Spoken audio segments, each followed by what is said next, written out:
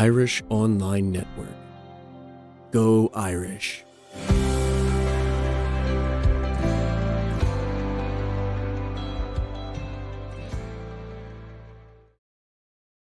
So Caroline, you went to Zimbabwe.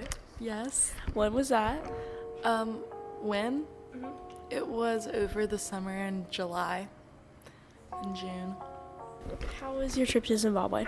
It was very interesting. It was like not what someone would expect for a vacation. It was very different than my past vacations. Different how? Well, usually for vacations, you stay at like a nice hotel or like, you're going to the beach or something like that. Something that it's definitely something that's like different from what you see every day, but it's like, oh, it's so amazing. But this was amazing like a different way because I got to see like a new side of the world that I had never seen before. I think a lot of times when I go on vacation, you go to like an all-inclusive on the beach or like, you go see some really pretty mountains, stuff like that. But this was like, we got to see so many like different types of people. Like we got to meet people who didn't have electricity. What made you decide to go to Zimbabwe? So my brother, he wanted to do something like helpful for the world, and the nun at IC, Sister Maria, she and Sister B, they're both from Zimbabwe, so they have a lot of connections there. And my brother got to talk to Sister Maria and come up with this plan to fill these very large barrels with things like clothes and toys and money and things that they would need over there, and to ship it over.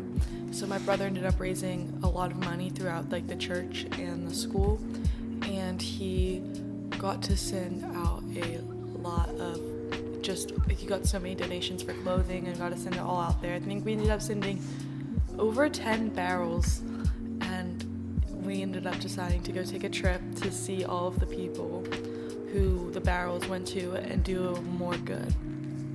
So yeah, that's why we went. What's something interesting that happened while you were there? Well, we went to this school that a priest who is a really good friend of Sister Maria works at, and we got to see all of these kids, and this is the middle of nowhere. This is not a touristy place whatsoever. This is middle of Zimbabwe. Like, there's no internet. It's very isolated.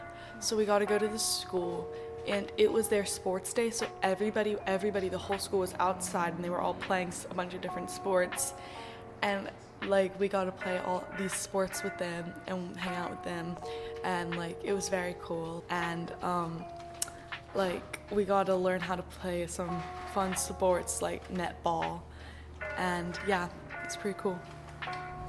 What are some of the biggest differences you noticed between Zimbabwe and America? Most of the places we went had no internet, so it was definitely like, it wasn't like, oh, you go to patches of like through the there's patches of the roads that don't have any internet. Like I only had internet in one place the entire time. And I think there's still people that like live there in huts with no electricity. You don't see that pretty much at all in America. Like everybody now is living with like, their stove and their oven and their lights, but a lot of the people there still don't have access to that. How did this trip affect you as a person? It kind of made me like, I live in ignorant bliss. I don't know what's going on in the world. I don't like to know what's going on in the world because it makes me sad, but it kind of put a lot of things into perspective. Like, I go to a fancy private school, and